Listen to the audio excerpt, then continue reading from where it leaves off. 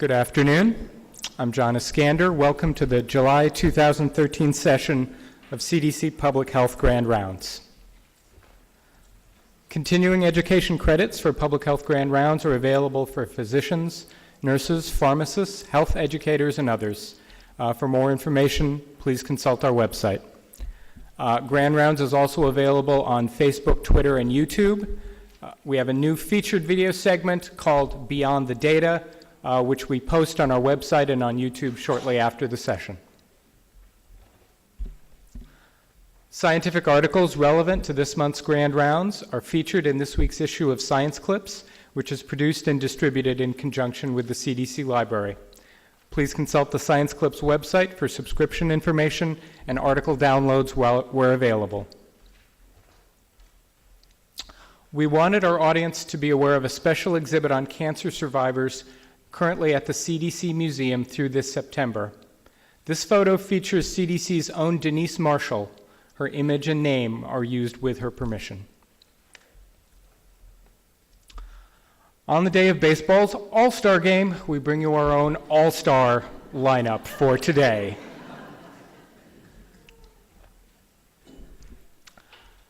We now have some introductory remarks from the CDC Director, Dr. Tom Frieden. Cancer kills more young people in this country than any other disease. Every year, more than 1 million Americans are diagnosed with invasive cancer. Screening tests can help detect certain cancers early, making them easier to treat or cure. That's particularly the case for cervical and colorectal cancers, which often don't have any early symptoms. But too few people get screened, and that causes avoidable suffering and premature death. Public health agencies can increase cancer screening rates by working with state Medicaid programs and state insurance exchanges to help promote, coordinate, and monitor cancer screening. They can also convene providers, patients, community organizations, and others to develop community-wide programs to support patients. This approach can also reduce disparities in screening rates. Today, public health has a tremendous opportunity. We can offer screening to every person in the United States who needs it. Early screening is an essential life-saving tool in our fight against certain cancers. Let's work together to make sure that screening gets done and follow-up gets done as well. Our first speaker is Dr. Otis Brawley.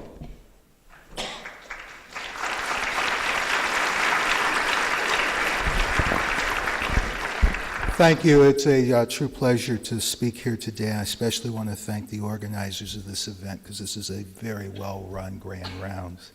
I am a cancer doc. I'm also an epidemiologist. I'm interested in outcomes.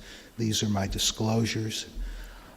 What I'm going to talk to you over the next 12 minutes about is screening. I'm going to define it, tell you its purposes, as well as talk about some of the principles and give some real examples in screening as we apply it to the real world. The aims of screening are primarily reduction in cancer-related mortality and secondarily reduction in cancer-related morbidity. Screening can cause interventions, both diagnostic and therapeutic, that can be harmful, and that's going to be a continuing theme throughout my talk. Always important in assessing a screening test is the benefit to harm ratio in the population to be screened. There are tests that have a significant net benefit, and I'm also going to talk about some tests in which the harms may very well outweigh any benefit. The best way to tell if a screening test saves lives is through a prospective randomized clinical trial where people are randomized after entry either to a screen group or to a control group that is unscreened, and their mortality is watched over time. This reduces bias. Bias is most reduced through randomization. There are also going to be some healthy volunteer effects because people who go into our screening trials tend to be healthier than the general population. One also has to worry about drop in and drop out. Drop in is when people who are in the unscreened arm decide to get the screening test. Drop out, of course, is when people who are supposed to be screened regularly decide not to get screened. We also have to be careful of randomization by census rolls, which has become incredibly important or popular, I should say, in Europe, where they take lists of men age 55 and above and randomize them to be screened or not screened in prostate cancer studies, for example. Another important principle is lead time bias. This is the reason why we do not look at survival as evidence of screening benefit. We look at decline in mortality and not survival, because lead time bias is simply someone gets screened and they're diagnosed earlier. They still may die at the exact same time if they had not been screened, as you see here. And the difference between someone who's diagnosed due to symptoms and someone who is screened and diagnosed is the lead time. Now, screening tests are actually beneficial when they have a lead time like this, and you also kick the time to death out further to the right. Very, very important in the concept of screening is an understanding of cancer biology, and that is length bias. If we actually take a large population and screen them annually for a specific disease, say for example breast cancer, or it can be lung or cervix cancer, or prostate cancer for that matter, the people who are going to do the best are the people who are screened at the initial screen, the downward click on the left there. The population that's going to do the second best is the population diagnosed at the second, third, or fourth screen. And the population that's going to do the worst is the population diagnosed in between scheduled screens. This is the concept that there is varying biological behaviors. More aggressive tumors are actually less amenable to screening, whereas less aggressive tumors, sometimes tumors that grow very slowly, can be easily picked up in screening. There's a slow-growing tumor that's called an overdiagnosis tumor. Think of cancer developing in an individual, and they are diagnosed due to screening, treated and cured, and they go on to die at a certain time later in life. But think of an identical twin, both genetically and environmentally, who develops cancer, is never diagnosed or treated for that cancer, but still grows old and dies of something totally unrelated to the cancer, never knowing that they actually had the disease. Now, these cancers that would not go on to cause death or overdiagnosis cancers are tumors that people frequently don't think about, but they do exist, and they exist in large numbers. Some studies estimate that 60% of locally diagnosed prostate cancers are overdiagnosis tumors. Other studies show that perhaps 50% of radiologically detected lung cancers and a quarter of mammographically detected breast tumors may very well be these overdiagnosis tumors. It's important that we actually talk about our definition of cancer, because that's something that needs to evolve. And that's one of the reasons we have this difficulty with overdiagnosis. Virchow, shown here, was a pathologist in the mid-19th century, and he and a number of German pathologists did a series of autopsies, did biopsies, H&E staining, and with a light microscope, they defined the profiles that we use today for cancer. Now, these profiles are still used today, despite all of our advances in diagnosis. Look at all of the things that we've developed over the last 160 years, to the point that today, in a hospital near here, a biopsy is being done on a 5 or 6 millimeter tumor in a woman's breast. The same H&E staining that Virchow used is going to be used. A 2013 version of a light microscope is going to be used to look at that biopsy, and the pathologist is going to say, this looks just like what Virchow said killed that woman 160 years ago. This fits the profile of cancer.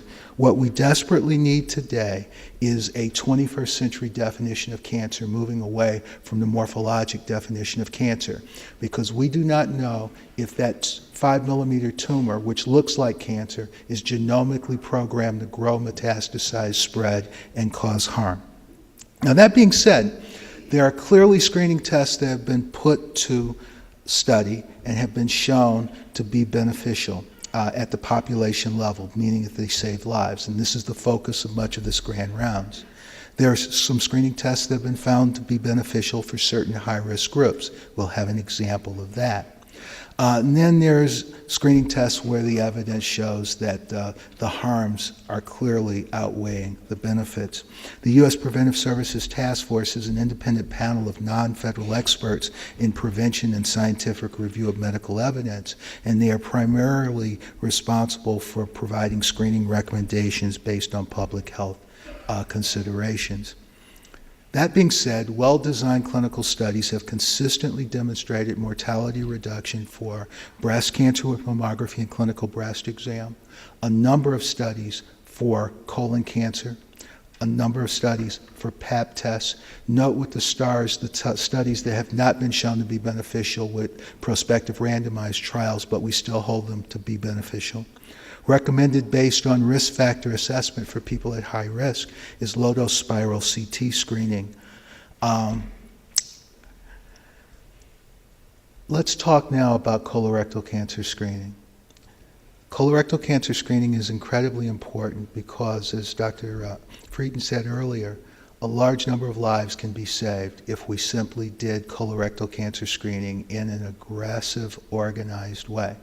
We estimate that 15,000 to 20,000 additional lives could be saved in the United States every year if the 40 to 45% of the American population over the age of 50 and under the age of 75 who do not undergo colorectal cancer screening by any recommendation right now were to actually start getting colorectal cancer screening and aggressive follow-up and treatment. Subsequent grand round speakers will address ways to address barriers to increasing screening rates. In the case of prostate cancer screening, 11 out of 11 prospective randomized trials have shown the harms of prostate cancer screening, meaning the considerable overdiagnosis and overtreatment with numerous harms to include fever and sepsis, mental anguish, poor quality of life. 2 of those 11 studies actually do show that there is a reduced mortality, a small reduced mortality due to prostate screening, but all 11 trials have methodological flaws. Today, many organizations recommend that men understand this and make an informed decision about whether they want to be screened. Chest X-ray screening for lung cancer in the 1960s actually increased survival and was thought to be a good thing. When prospective randomized studies were done, it was shown that it did not decrease mortality. Indeed, there was a trend toward an increase in mortality in the screened arm versus the control group. The National Lung Screening Trial, which was done by the National Cancer Institute in the early part of this century, randomized 54,000 people at high risk because of smoking and age, high risk for lung cancer, to a spiral CT or a sham chest X-ray. And this was done at 30 sites with expertise in lung cancer treatment. And after 10 years, it was demonstrated a 20% decline in mortality in the screened group versus the control group. Of the 27,000 or so people who were screened, this translated into 87 fewer deaths, but there were still about 350 lung cancer deaths. And very importantly, there were 16 deaths that have been attributed to interventions caused by the screening.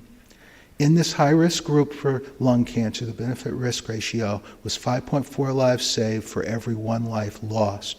87 over 16 is 5.4.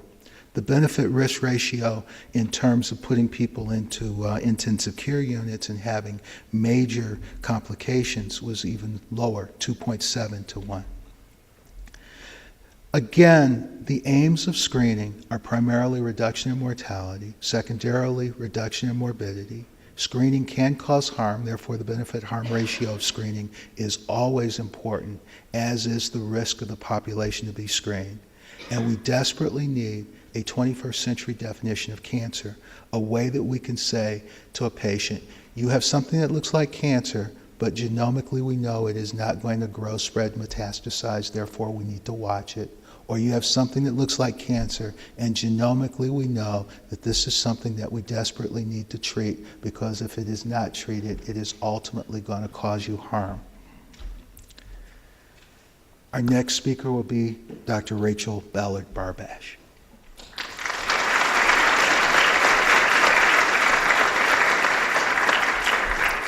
Good afternoon. It's a real pleasure to be here today and actually to see so many familiar faces and to follow on with the sports illusion. I guess one of my accomplishments in medical school was that I was a second baseman for an all-women's softball league, and we won our league. So just to give you a sense that we in fact are following that illusion. So I was asked what can we really learn from cancer screening in international settings?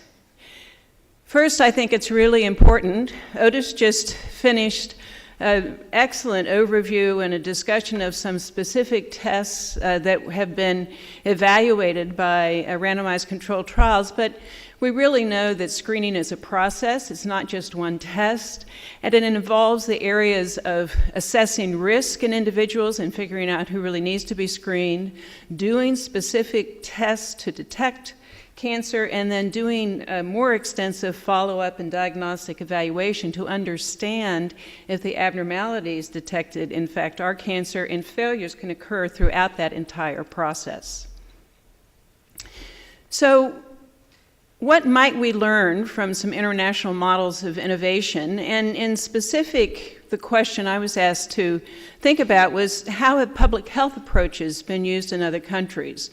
So it's important, of course, to understand that other countries have very different healthcare systems, and for many of these countries, most of their organized screening programs have been organized as public health programs outside the context of routine clinical care. And because of that, they have very active and comprehensive data collection and evaluation systems, and they look at that entire screening process, and they have a goal and objective of quality improvement, quality assessment.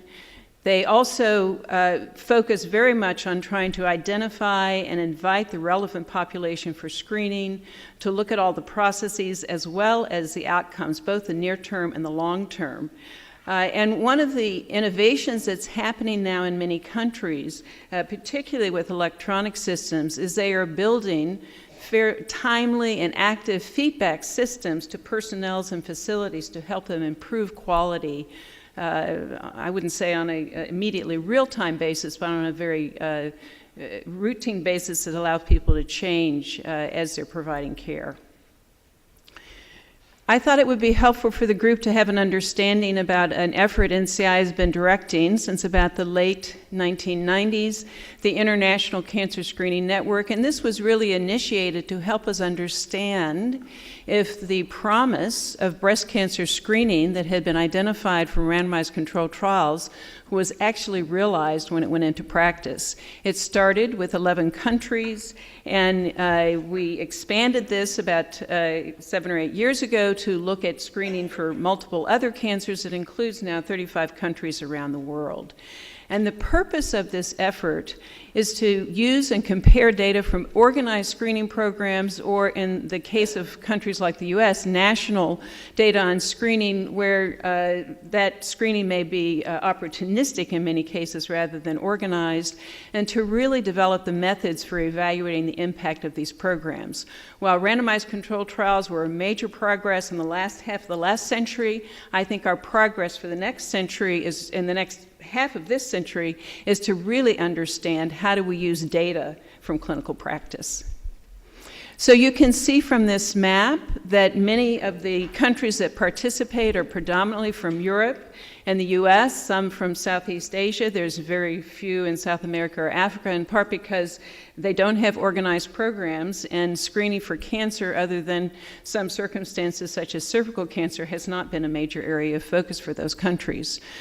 I'm going to talk about two areas, cervical cancer and colon cancer screening programs, to give you sort of a sense of what we're learning from this international landscape of research.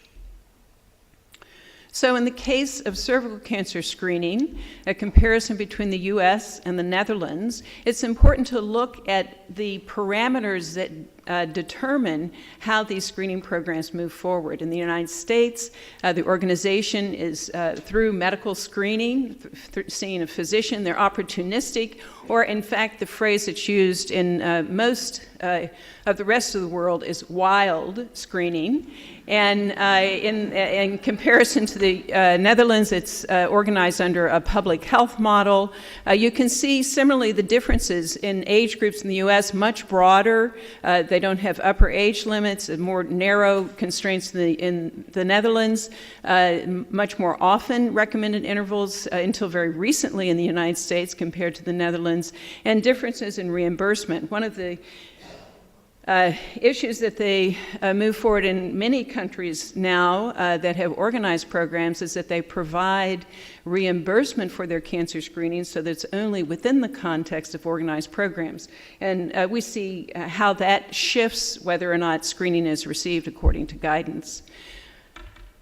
This slide about the number of lifetime pap smears that a woman would receive if one followed different guidelines recommended are very important. The first line is for the Netherlands. So over her lifetime, a woman might receive only 7 pap smears. In contrast, the range in the United States is huge across different guidelines, anywhere from about 16 to close to 50, depending on the groups that you look at. So we have 3 to 4-fold more pap smears done in the United States, but our decreases in cervical cancer mortality between these two countries has been nearly identical. This same story has held in other areas of cancer, somewhat similar also, for example, in breast cancer. Moving on now to talk briefly about the organization and structure of the United Kingdom bowel cancer screening program. They implemented a public health model. It was based on evaluating data from randomized controlled trials and a comparative effectiveness analysis, and they selected FOBT for a narrower range of people than we do in the United States, for 60 to 69-year-olds, and if there was an abnormal FOBT, those people would be evaluated by colonoscopy. So they picked this regimen in part because they only move forward if they feel that they have sufficient resources to actually screen all of the relevant groups. It's not a wild screening approach that says, you know, whatever would be someone could pay for, but more to how does one cover the population. And their organization reflects a public health model. They set up hubs that cover a very large population, 10 million people in this instance, and those hubs manage that entire process of screening. Once they have an abnormal test, the people are referred to screening centers that are actually run by nurses, and the nurses do the screening evaluation and the screening endoscopy. So they spent a lot of time actually training nurse endoscopists before they started their program. In all of these organized programs, they do extensive data collection, and what do they learn from this data collection? So this is just one example of one of the efforts that they did. They were trying to track uptake in their screening program, and this round refers to the fact that people are invited, a cross-section of the population, and in this case, because it's annual FOBT, people are invited every year. So somewhat differently than some early work in the United States, it appears that women are screened at slightly higher rates than men with colon cancer screening. It's very similar to results in the United States. People who have a high social deprivation score that relates to a whole range of neighborhood and environmental context issues have much lower rates of screening, only about 40% compared to 60 to 70% with people who are at the high, who have many more resources. And similarly, if they look at specific racial ethnic groups, in this case, they looked at people, the percent of the population come from an Indian subcontinent, those where people came from areas where there were a high proportion of people from Indian subcontinent. Perhaps also these individuals had higher social deprivation scores. They had much lower rates of screening. And we know that people who do not respond to screening, and in this instance, when they looked at people who didn't respond to the first round, only about 10% of them ever came in to a future round. This is we have the highest rates of late-stage disease among people who have never been screened. So we really need to perhaps shift our attention to just getting people to screen more who are already being screened and focus on those people who never come in for screening. So I want to close with briefly talking about the provider, participant systems and organizational factors that can improve uptake, and our future speakers will address this in more detail. We know that from many countries that people with higher SES in education, people who are white, older, men in terms of colorectal cancer, and married people have an increased uptake. But we also know that there are a number of factors that can help to increase this uptake. If you look at the system level, having very specialized screening services and staff that are focused on increasing uptake, actually planning your resources and programs so that you will meet the anticipated design.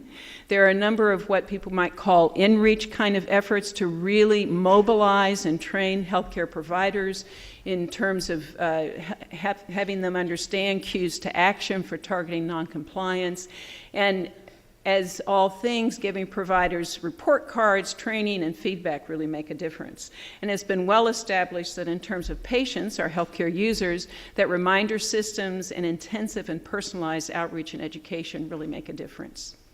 So that closes my remarks, and we're moving now to Ned Kalange, who will address the next topic.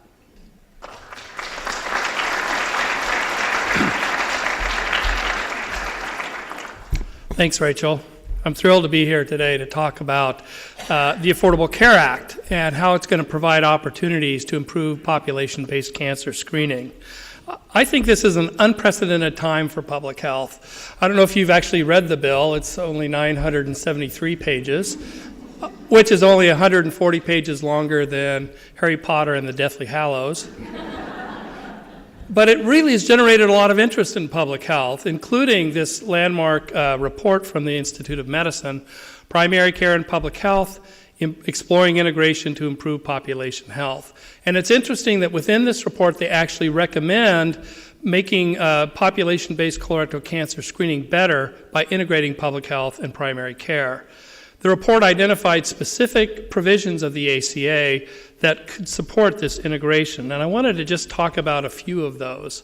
First, for those of you in local public health, you already know about the community transformation grants. So these are opportunities that local health departments have to apply, and some of you have, and some of you have been awarded, and some of you are still waiting, but to actually look at a population approach to your communities in improving health.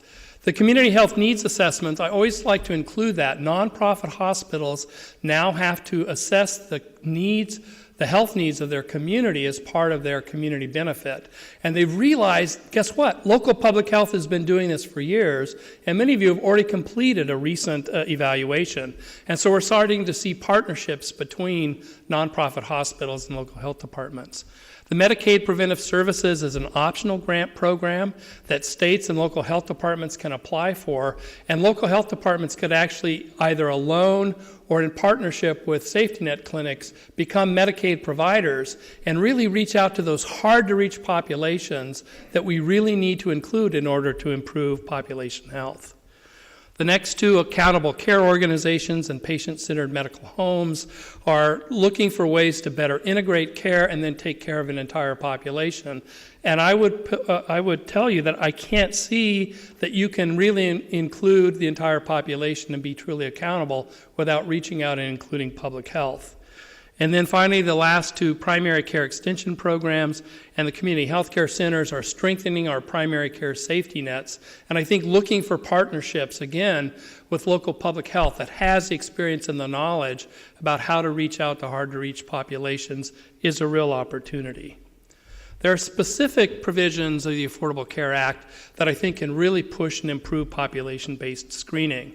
For example, there's now first dollar coverage, which is no additional out-of-pocket costs for evidence-based cancer screening, specifically breast, cervical, and colorectal, that are based primarily on the U.S. Preventive Services Task Force recommendation. So these are the A and B recommendations that, like Dr. Brawley alluded to, clearly the benefits outweigh the harms.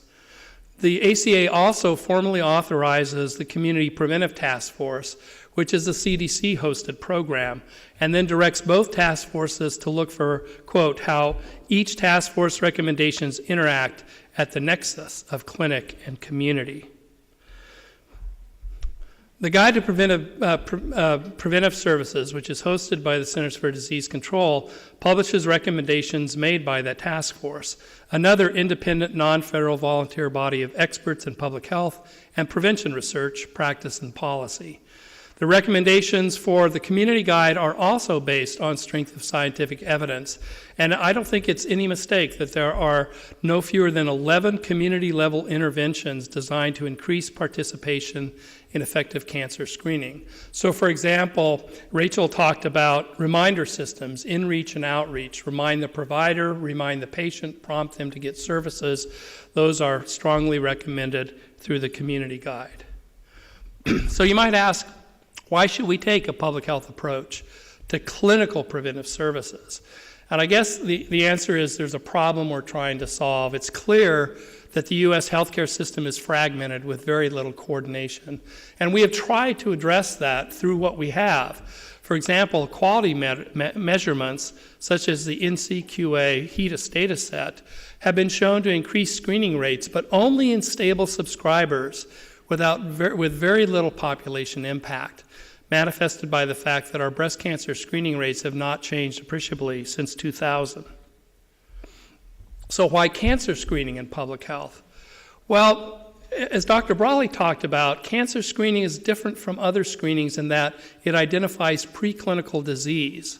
When we look at other recommended screenings, like screening for cardiovascular disease risk factors, it's critical the time that you will give the screening test, because early detection is time critical. We have to catch the cancer at the time where early intervention makes a difference. I guess the other point I would bring up in cancer screening is that there really are remarkable health disparities, especially in colorectal cancer. This is from the 2010 National Health Interview Survey and points out the disparities in the different forms of cancer screening. You can see the real difference there in colorectal cancer. Those of you from other states know that these disparities actually vary by state. So in Colorado, we have more significant disparities in breast and cervical cancer than is manifest by the national data. All right, so that's a good reason to do cancer screening. Why public health supported population-based screening? Well, I think as the two speakers before me talked about, the benefits of screening are really maximized when everyone in the community participates. As Rachel talked about, preventable late-stage disease is more prevalent in people who don't get screened at all. So, for example, late-stage cervical cancers are found in women who never get screened, much, much, much less frequently in women who are getting every 3-year screening. The other point I would make is that we know that public health services can make major contributions to community-level prevention programs. I just picked one example from Colorado.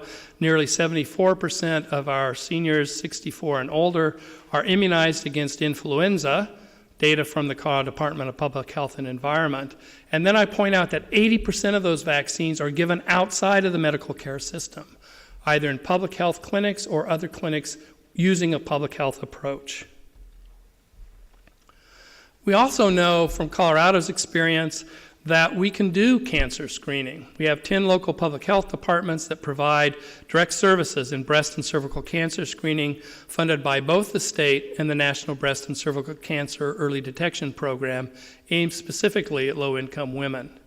We also have the state-funded Colorectal Cancer Control Program, which supports CRC screening through a university-coordinated, community-located, population-based program. And some of our local health departments are looking at direct services for CRC screening in partnership with safety net clinics. So I want to finish with kind of providing you with a bold vision of the future for cancer screening, and just talk a little bit about the public utility model. So if you remember, the public utility model works to provide core services to this geographically defined population. And why not take that approach to cancer screening? Vermont's healthcare reform, through their Department of Vermont Health Access, provides kind of an example of how one state is doing that. So through a health department originated program, they're providing chronic disease management, behavioral health, and wellness and preventive services throughout the state in kind of this public utility model. I believe that supported by the provisions of the Affordable Care Act, the future of cancer screening may well see the development of screening as a public utility that provides population-based services and a remarkable improvement in overall population health.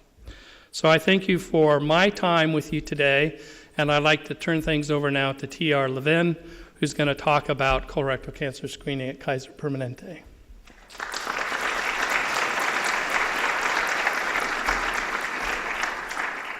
Good afternoon. It's also my pleasure to be here with so many familiar faces in the audience. I'm Dr. T.R. Levin. I'll be presenting our experience in improving colorectal cancer screening at Kaiser Permanente in Northern California. Before talking about our screening program, it is worthwhile to review some of the evidence about the value of the fecal immunochemical test, or FIT. I also review how our screening program is structured and review some of the patient outcomes that we've seen since we've been increasing screening rates. In deciding between various screening tests, an important consideration is which test will patients do, and the best test really is the one the patients will do. The FIT, or fecal immunochemical test, uses an antibody specific for human hemoglobin, while the guaiac FOBT uses a chemical reaction. Multiple studies summarized here indicate that patients are much more likely to comply with FIT testing when compared to guaiac. The value of increased adherence was demonstrated by the Barcelona randomized trial comparing FIT and colonoscopy. While adherence in both arms of the study were low, the adherence with FIT was significantly higher than with colonoscopy, leading to more cancers being detected in the FIT arm. The adenoma detection was lower in the FIT arm, but these results reflect only one round of screening. The participants in the FIT arm were due to have 4 more rounds of biennial screening in which their adenomas may have been detected. Giving further evidence of the value of FIT as an alternative to colonoscopy, John and Nadomi did a study in the federally qualified health centers in San Francisco. Providers were randomized in 3-month blocks to offer either colonoscopy alone, the guaiac FOBT alone, or the choice of the 2 tests. Offering only colonoscopy resulted in significantly lower adherence with screening compared with offering either FOBT or a choice of colonoscopy and FOBT. As background, the Kaiser Permanente Northern California region extends from Santa Rosa in the north, Fresno in the south, San Francisco to the west, and Sacramento to the east. We currently have a 46% market share, and our patients are generally representative of the surrounding population, with the exception of the extreme highs and lows of socioeconomic status. Our colorectal cancer screening program consists of both an outreach and an inreach component. Outreach refers to the mailing of test kits to everyone who's coming due for screening. Inreach refers to the electronic systems that prompt support staff and physicians to remind members that are coming due for screening and distribute test kits.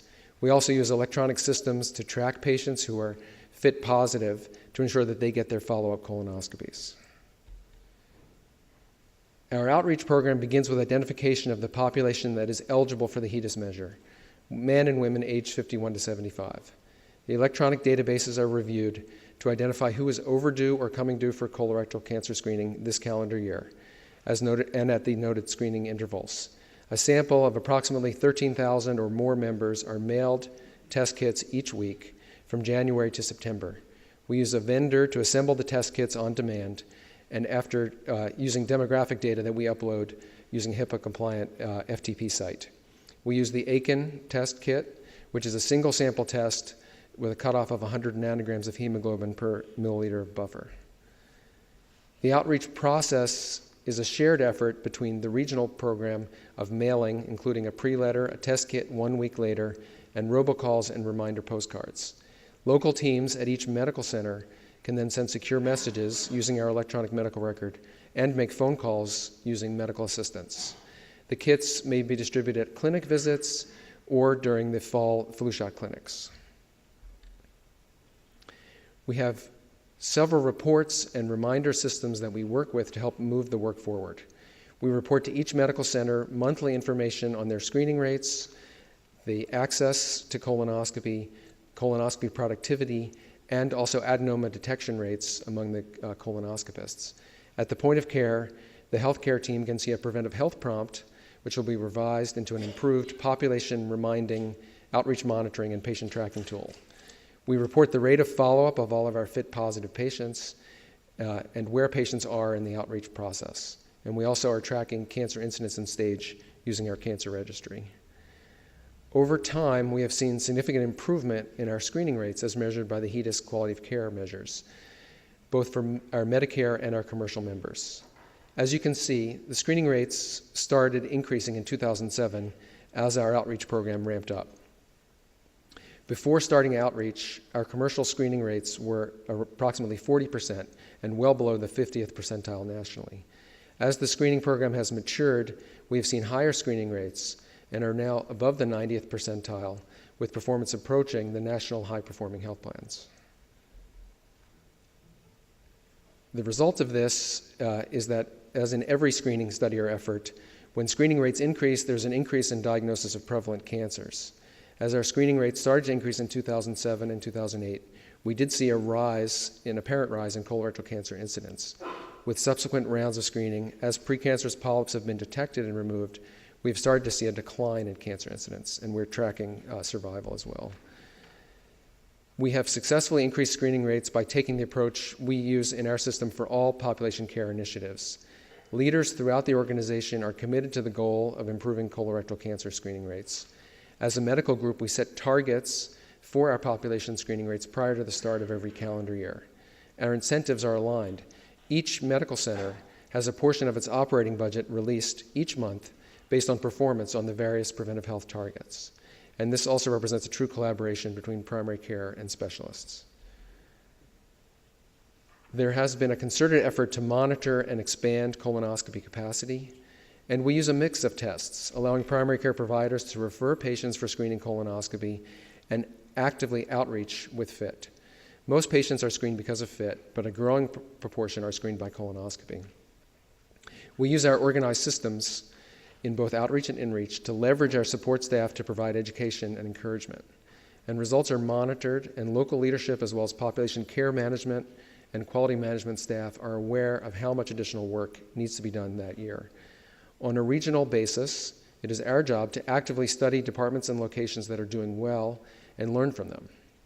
And our work is not yet done. We still have an ongoing performance improvement opportunity in closing the gap between our Latino and African American members who have lower screening rates than our white and Asian members. At this point, I will turn it over to Marcus Plesha for his comments.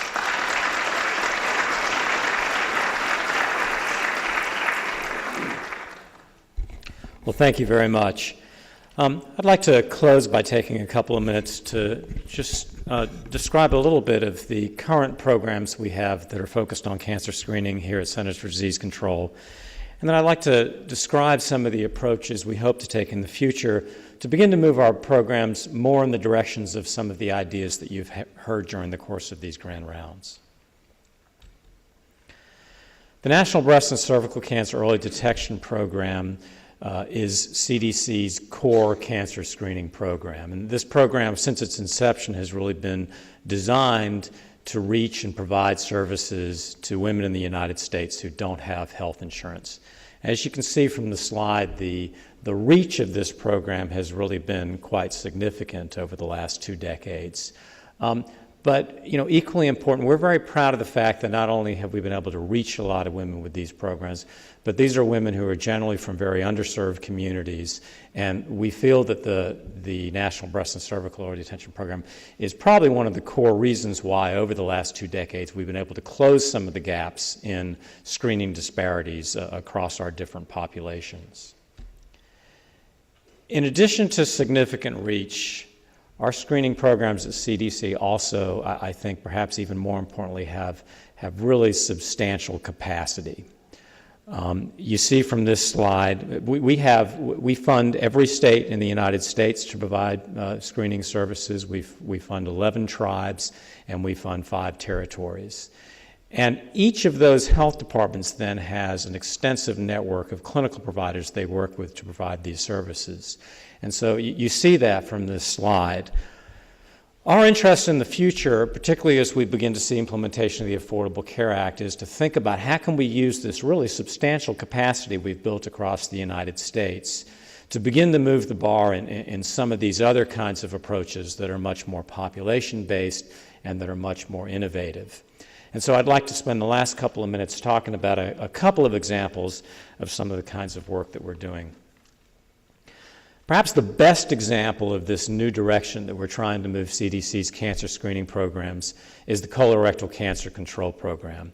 It's a program we funded about 3 or 4 years ago to look at the issue of colon cancer screening in the United States, where we feel that we are very much behind. And you see in the slide that the order of priority is reversed. We still provide funding to states to pay for some screenings, but the real emphasis of this program is in population-based screening promotion. And we've used evidence-based modalities amongst our different grantees, and our grantees have been able to work with this wide selection of different kind of clinical providers that we've developed through our other screening programs to begin to bring about some of these more organized types of approaches. Another example that I'm particularly interested in is collaborations between health departments and state Medicaid programs. I think everybody knows that in most settings, the Medicaid program is one of the places that some of the most underserved patients and communities reside in. And so a number of health departments are now looking at ways they can reach out to their sister agencies, their sister Medicaid agencies, and begin to look at ways to systematically reach this population. A good example of this is the state of Minnesota. CDC has funded Minnesota for what we think is a very innovative program with their state Medicaid program where Minnesota is using Medicaid claims data to actively identify patients who may be eligible for various types of cancer screening, and then really do very aggressive outreach and reminder systems and even incentives to try to reach those patients and bring them in and encourage them to participate in cancer screening. So I'd like to close by just summarizing a little bit of some of the ideas and the directions I think we can go as we think about new, more population-based and more organized approaches to cancer screening in the United States. And you see in this slide, really, I think the two different areas we can work in. On the right are patient-centered or patient-oriented approaches. On the left are population-oriented approaches. I think patient-oriented approaches to improve screening in the healthcare system are extremely important at the point that we are right now in U.S. healthcare. And these are certainly areas where I think public health departments should be very closely engaged with clinical practice in bringing some of these changes about. But ultimately, I think that the leadership role for public health, particularly for those of us who work in public health practice, the leadership role and the opportunity to really add value to the Affordable Care Act is in advancing some of these large-scale, population-based, organized approaches to screening, like you see on the left hand of this slide, and like some of the examples you've heard from our speakers. I think these are the roles that we have to begin to develop if we want to focus beyond established patient populations, and if we really want to look at how we're going to improve overall community health measures, the community health measures that we in public health are responsible for, and ultimately if we want to begin to turn the tide on some of these pernicious health disparities we see in cancer prevention and control. So thank you very much for your interest and attention, and I'll now be willing to open things up for questions for our panelists.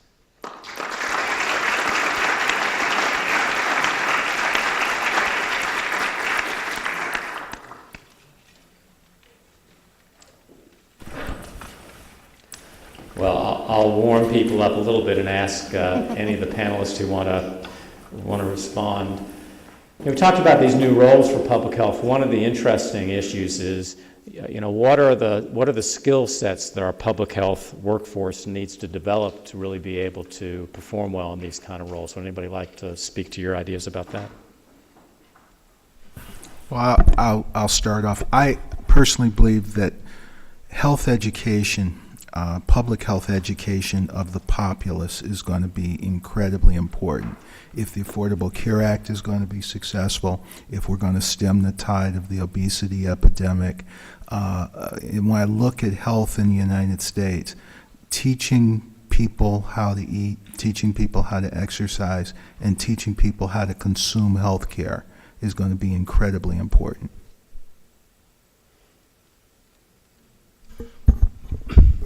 You know, Marcus, I think the advice I would give local health departments of any size, and maybe it's not a skill set, it's a willingness to engage the medical care system.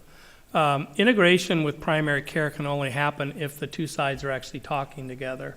And I think local health directors really need to take the initiative to find the leaders in clinical care in their communities, reach out to them, and look for those natural alliances. I think that's the only way we're going to see the integration. And so moving from the traditional things that you still have to do, right? Disease control, childhood immunizations, things that public health has always taken a role in, and thinking outside the box to cancer screening and chronic disease management. Looking for those relationships with the existing care system are essential. Reaching out to the Kaiser Permanentes, the hospitals, the other sources of care, that's how integration and the whole population improvement, you know, of a health standpoint is going to occur. My learning over the last 5 or 7 years I've been doing this is the value of making an emotional connection to the work in addition to just the analytical, data-driven information that we were all taught so well in school. And if you really want to motivate change in people, they kind of have two parts. They have the analytic side, they need to know where to go, but you've got to connect with them on an emotional level to make them want to go somewhere as well. Questions from the audience? Bob. Thank you. So let me just say, first of all, those were outstanding presentations, and I really appreciate the common themes running across them. The questions that you were asking, though, Marcus, I mean, it really speaks to what is the opportunity to actually achieve the kind of quality in an integrated approach to screening that Rachel showed in that schematic. Presently, we have too much under-screening and over-screening. We have a follow-up that doesn't take place after screening takes place.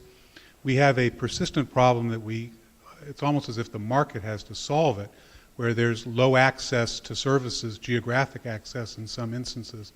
And we're watching, for example, that we have not ideal access to GI services. Some women have to travel further and further distances to mammography. So I'm wondering, to a certain degree, how might the Affordable Care Act tighten up a lot of these loose ends?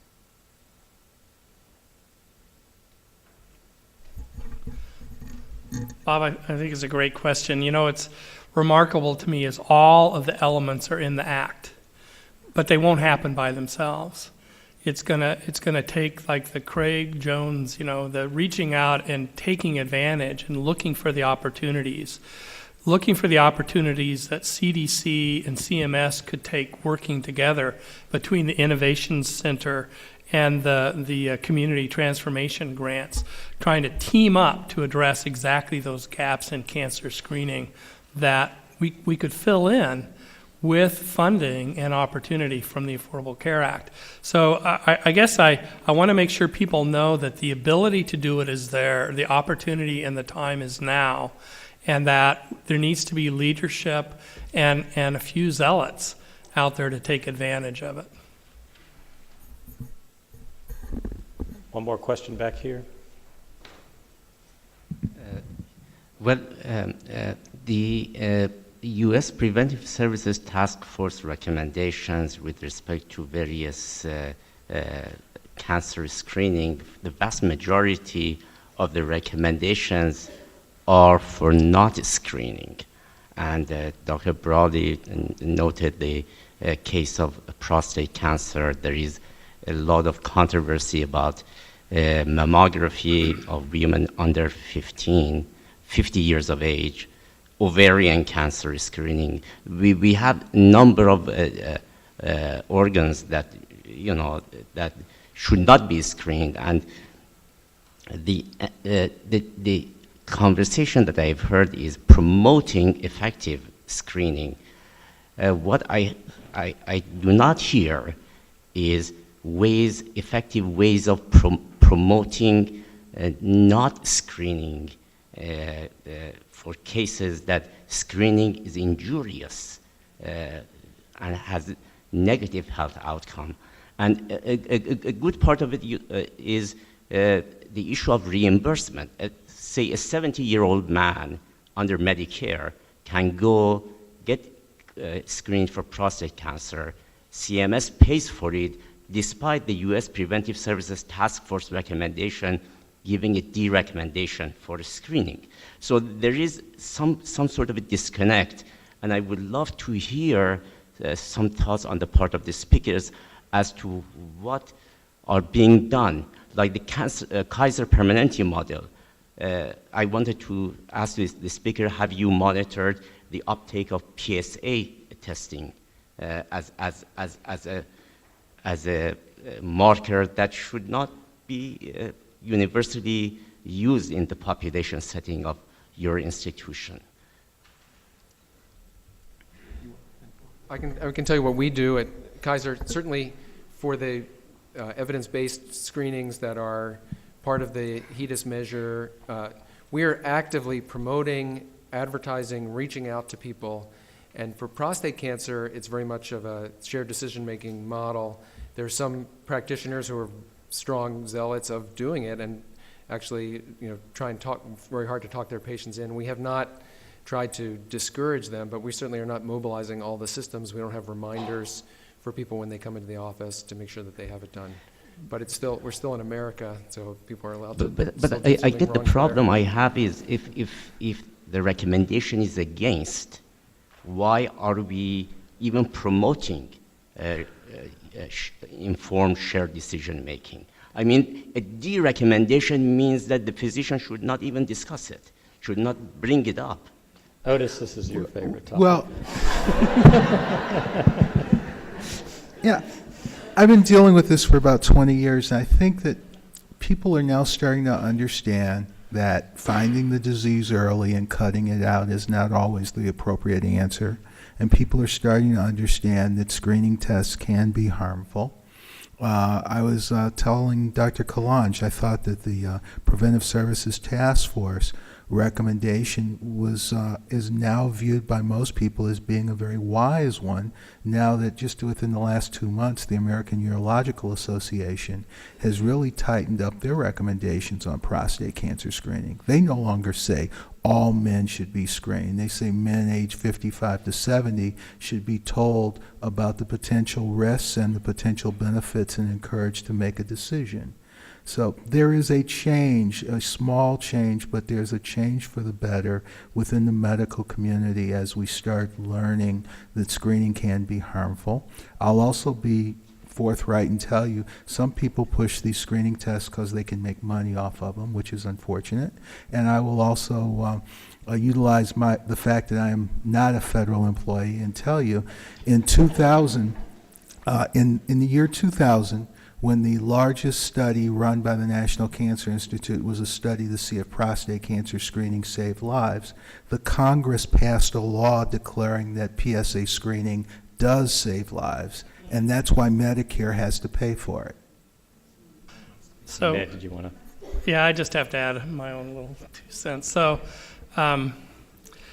I think the first thing I'd point out is that the PSA adventure is an example of the dangers of premature acceptance. How many randomized controlled trials did we have before we actually started recommending mammography? We had 3. How many randomized controlled trials did we have before we started recommending PSA? 0. I'll let you talk about but we prematurely accepted it. It offered promise. It was very well socially marketed. And now trying to pull all that back in is really very difficult. The only other thing I'd like to say is that the most common used rating for the Preventive Services Task Force is the I, insufficient evidence, which is not a recommendation for or against, but a request, not for this room, but for our friends over at the National Cancer Institute, or someone to do research to fill in those gaps about whether or not the benefits outweigh the harms. And so it's a little different than don't do it. It's like we really don't know. We have a couple of questions from people outside the room, and I'd like to move on to. Yes, from. Make one point that, in fact, you may need the most discussion about the tests that you shouldn't be using, because there is so much push to the population that they should do these things. So it's really trying to convince people that they shouldn't be doing these things. And so that issue, I think, of saying it really needs to be discussed is a key one. It takes much longer for a busy clinician to have the conversation why you shouldn't do something than it does to just order it. Questions from some of our virtual audience? Yes, from our online and social media audiences.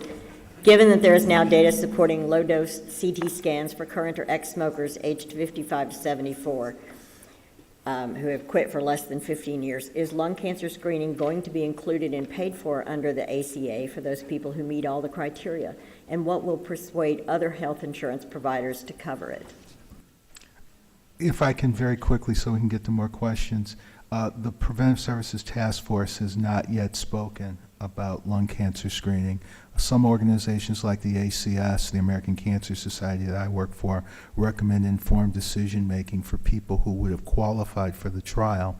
There are increasing studies, by the way, to show that lung cancer screening is more beneficial for people within that trial who were very, very heavy smokers, and not very beneficial for people who just had 30 pack years and just barely qualified for the study. So this is going to be a test for people at very high risk, and it's going to require informed decision making. That's going to have to be our last question. I did want to say one thing. I really do appreciate our speakers who came out for this, and I want to say, because we had folks who are so esteemed in their field and who were willing to travel such a long way, we were determined to fill this auditorium, and we did. So thank you for those of you who came. Can you remind me Thank you all very much. Thanks to our speakers. For our in-person audience, there is a event at the CDC Museum. For the rest of our audience, we have an encore presentation next month. Our next live public health grand rounds will be in September. Thank you.